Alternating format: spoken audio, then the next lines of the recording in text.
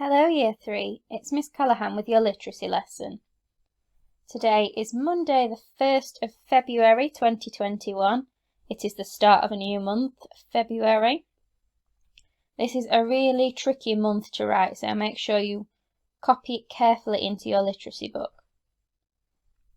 You also need to copy the learning objective, which is to write an introduction. Please pause the video now to give yourself time to write the date and learning objective neatly in your literacy book. We are continuing with our suffix rules this week. So first, what is a suffix? You should all be able to tell me that a suffix is a group of letters that are added to the end of a root word to turn it into another word. For example, ER can be added to the end of garden, the root word, to turn it into gardener. Can you help me add these three suffixes, ing, and ed, onto the end of start, the root word?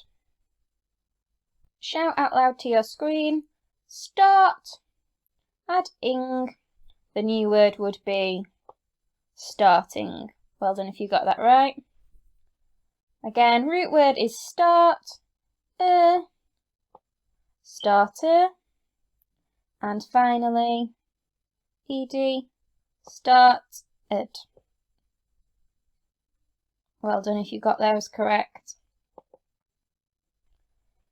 It's important to remember that there are some special spelling rules that we need to follow, especially when we're adding suffixes that start with vowel letters.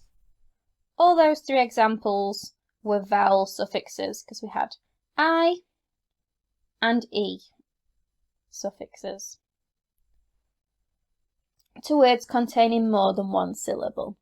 So you can clap the word out to find out whether it had more than one syllable. What do we notice about all of these suffixes? We've got ing, we've got ibble, Is there anything special about what all the suffixes start with?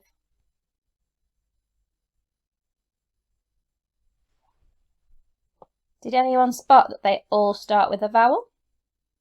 There are some suffixes that start with A, which is a vowel, E, I, and O. So these suffixes would all be one that you would need to look out for if you were adding them onto a root word containing more than one syllable. To recap the rule that we did at the end of last week, if you are adding a suffix onto the end of a root word that has a silent E on the end, such as adore, then you need to lose the silent E before adding the suffix. Same with remove. You'd remove the E and then add the suffix. Often when you write the words, you can see why this is important. Remover does not look right if you have two E's. If you were to read this word, it would read as remove ear, not remove Have a try in your literacy book at these examples. You have your root words, you're going to add the suffix on, and remember the special rule about losing the E. Press pause while you do this, and then press play when you are ready to check your answers. We should have got making. Remember, we've lost the E before adding the suffix. Debating, debating, again, no E. And excitable, excitable is the new word. Our new learning for today looks very complicated, but it isn't. We're going to go through it slowly together before you've got some opportunities to apply your knowledge. if you're adding a suffix to a root word that ends with one vowel and a consonant, for example, AT or EN, we've got a vowel and a consonant that has more than one syllable, where the last syllable of the word is stressed. That means that you can hear it loudly in the word. For example, forgot. You can hear the T at the end, or channel. You can hear the L at the end. The final consonant needs to be doubled before the vowel suffix is added.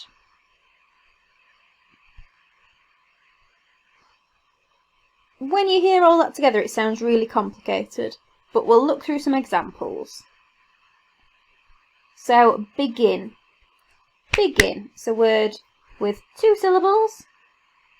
It ends in a vowel and a consonant, I and N, and it has a stressed second syllable. Begin. You can hear the N at the end. So you need to double the consonant. So if you were adding ear, beginner, you would double the N before adding beginning. Again, you need to double the N and then add your suffix ing. Another example is prefer. It ends with a vowel E and a consonant R. It has two syllables, prefer, and you can hear the R at the end, prefer. So we need to double the final consonant. You would double the R and then add your suffix. For example, prefer ing when the suffix ing is added, or preferred when the suffix ed is added. A helpful way to remember this rule is to think of the second vowel acting as an invader. So for example here, in stopping, the I, which is the second vowel, is trying to attack the first vowel, O, to make it change its ways and make it change to a different sound. The P, the extra P that we are adding, is going to stop the vowel being able to attack the first vowel. It's forming a strong wall to stop the I from being able to get to the O. Let's try these together. Our first root word is forget. Forget. Two syllables, ends in a vowel and a consonant, and you can hear the T sound. Forget. It's stressed at the end. So we know we need to double the T before adding the suffix ing. Forgetting, with two T's and the suffix ing. What about fat with the suffix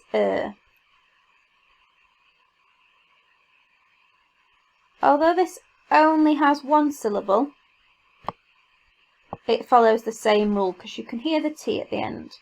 Fatter. And finally, stop. We're adding ed. You can definitely hear the P at the end of stop. So it becomes stopped.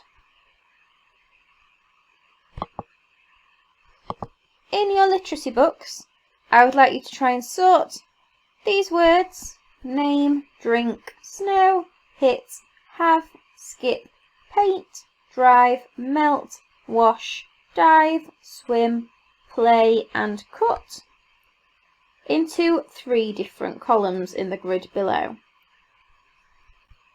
So you're going to draw a table just like this, and I want you to choose 6 words to sort. For example, just adding ing, wash, follows this rule. You just add the ing suffix onto the end of the word.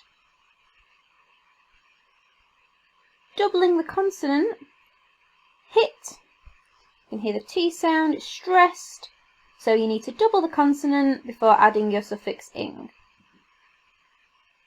And finally, our first rule that we learnt, name, has a silent E on the end, so you need to lose the E before adding ing. I would like you to copy the table neatly into your literacy book and sort these words into the 3 columns. Pause the video while you do this activity and then press play when you are ready to continue your lesson. This week we are continuing with our pop-up book outcome. Here is the breakdown of the lessons for the week. So today we are starting to plan our pop-up book. We're going to write an introduction and the first 2 paragraphs. Tomorrow you will finish your plan and you have some chilly challenges on suffixes. And Wednesday and Thursday we're going to start to create our pop-up book. Then on Friday you've got a nice activity describing a picture. After you have finished your literacy exercise for the day, then you need to look at the chilli challenge sheet and choose just one to do. Mild, spicy or hot. If you are in green or blue group, I suggest you start with mild. Yellow group, try spicy. And red or orange group, try to attempt the hot challenge. For today's main task, you will need this planning template. Some people have got some with some text already on. Our first task is you're going to think of a title for your pop-up book, and you're going to write it on the top line. I've decided that mine's going to be called Fascinating Flowers, using alliteration with both words starting with an F. You might choose to use a question as your title, or you might simply want to call it Plant Pop-Up Book. Try to come up with an imaginative title now and write it on your worksheet. Pause the video and press play when you're ready to continue to the next step. In the next section, you're going to write your introduction. You're going to use these lines to write your introduction, which needs to include what a plant is and what plants need to grow and survive. So answering the first question should be the first part of your introduction. What are plants? In my introduction, I've told the reader that plants are living organisms, they're living things, that cover much of the earth. I've gone on to add some little bit more information and say why they are important. Plants are really important for the planet as they provide food for animals and produce oxygen which humans need to survive. You could write something similar using your knowledge of plants that you have been learning about over the past couple of weeks. When you have written that, then you need to answer the second question, what do plants need to grow? I know from looking at your learning that you're all really good at this now, and lots of you know the 5 things that plants need to grow. So you would include that in your sentence. I've decided to use a question to try and capture the reader's attention. My question was, have you ever wondered what plants need to grow? And then I've answered the question. Plants need water, light, nutrients, air, and space to grow. Finally, to finish off my introduction, I included an extra sentence that said, each plant part has a different function, but the parts of a plant work together as a team. This is to lead into my next sections, my next paragraphs, as they are going to be about the different parts of plants and their different functions. Now it is time for you to pause the video and have a go at writing your introduction. Remember to answer the 2 questions, what are plants and what do plants need to grow? And continue with the lesson when you're ready to move on to your next paragraphs. Now your work should be looking something like this. You should have your title and your introduction written. The next section we're going to do is a paragraph with a subheading. Your first subheading is going to be the roots. In this paragraph, you need to tell me what the function of the roots are. What is the job that they have to do for the plant? Here is my example of what I would write for my pop-up book. You can see that I've already got the subheading, the roots, written and underlined at the top. The roots are an essential part as they anchor the plant into the ground. First, the roots take in water and nutrients from the soil. As a result, plants can grow taller and faster. Next, they pass on the water to the stem. In this paragraph, I've used some time conjunctions. I've used first and I've used next. These are important as they show the chronological process of the plants, like what we looked at last week and highlighted in the example texts. I've also included as a result, which is an example of a causal conjunction. These introduce a cause or a reason for a given action within a sentence. This is explaining that the roots take in the water, which causes plants to grow taller and faster. Now it's your turn to write your first paragraph on the roots onto your plan. When you have finished your writing, you are going to draw a picture of the roots in the box next to it and include a caption telling the reader what the picture is of. So your caption might be the roots. Your jobs for the rest of the lesson are to write your roots paragraph and draw your picture, write your caption. Then you're going to do the same for the next paragraph, which will be on the stem. Once again, you need to do your heading, your paragraph, which tells the reader what the function of the stem is, and then draw a picture and include a caption. Blue group, your task is to draw a picture of a plant, to read the sentences, and to fill in the missing words. While you are doing your writing, you have got your chili challenges to choose from. The mild chili challenge is to try to use some time conjunctions to inform the reader of the chronological order of the plant process. So some examples that you could include are first, next, after, and before. The spicy challenge is to try and include a question for the reader. And your hot challenge for today is, can you use a conjunction to express cause? Some examples are if, then, as a result, consequently, therefore, and since. Choose which challenge you want to do. You might want to include all of these in your writing to make it even better and try to take it to the next level. Use the remainder of your literacy lesson time to complete this draft.